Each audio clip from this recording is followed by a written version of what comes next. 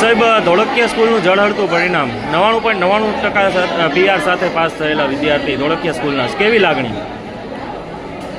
Jitubhai Dholakiya, trustee Dholakiya school Rajkot. આજે SSCનું પરિણામ રિઝલ્ટ થયું.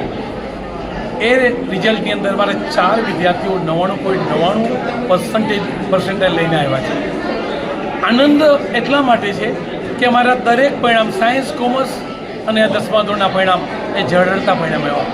પણ વિશેષ આનંદ એ છે કે બોર્ડની આજ સુધીની હિસ્ટ્રીનો ધોળકિયા સ્કૂલનો બાળક, મારા 2 બાળકો 600માંથી 592 માર્ક, એટલે ધોળકિયા સ્કૂલો 591 માર્કનો એનો રેકોર્ડ 591 માર્ક, એ પણ બોર્ડના અત્યાર સુધી હિસ્ટ્રીના હાઈએસ્ટ હતા. એને રેકોર્ડ તોડીને 592 માર્ક લેવા. સાહેબ, વિશેષ આનંદ એ છે કે 4 વિષયમાં 100 માર્ક, ઇંગ્લિશમાં 99, ગુજરાતીમાં 98 માર્ક.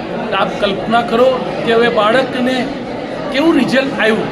100 માર્ક 4 વિષયમાં લેવા, ગણિત, વિજ્ઞાન, સમાજ અને સંસ્કૃત, એ સહેલી વાત નથી. બીજી આનંદની વાત એ છે કે ગુજરાતના 15 જિલ્લામાં A1 ગ્રેડ 300થી નીચે છે, જ્યારે માત્ર ધોળકિયા સ્કૂલ એક જ એવી છે જેમાં A1 ગ્રેડ 313 વિદ્યાર્થી. સાયન્સનું રિઝલ્ટ પણ અમારું આખું ગુજરાતમાં ફર્સ્ટ નંબર છે.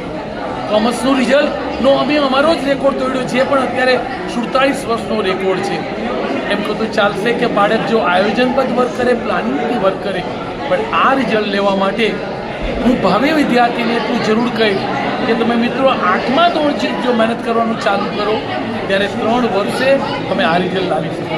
તમારે કંઈક છોડવું પડે તો તમે કંઈક ચોક્કસ મેળવી શકો છો. શું નામ છે આપનું? વઢવાણા ધ્રુવ પ્રવીણભાઈ. ધ્રુવભાઈ, આજે 99.99 PRનું આપનું રિઝલ્ટ આવ્યું છે. ધોળકિયા સ્કૂલ દ્વારા કેવી આપને તૈયારી કરાવવામાં આવી હતી અને કેવી લાગણી? એ ટીચર્સ, પ્રિન્સિપલ, ટ્રસ્ટીનો ખૂબ સપોર્ટ હતો અને દરરોજ પરીક્ષા હોય જેથી તમે મિસ્ટેક્સ કરો એમાં તમે ઇમ્પ્રૂવ કરી શકો છો, અને ડેઇલી જે રીડિંગ હોય એનાથી રિઝલ્ટ આવી શકે છે.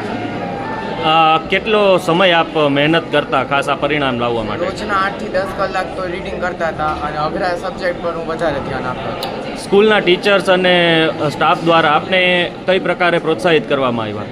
એ લોકોનો ખૂબ સપોર્ટ હતો અને એમને પૂરી મારી ઉપર આશા હતી, એટલે એ લોકોએ મારી પર ધ્યાન આપ્યું, એનાથી જ આ રિઝલ્ટ આવ્યું છે.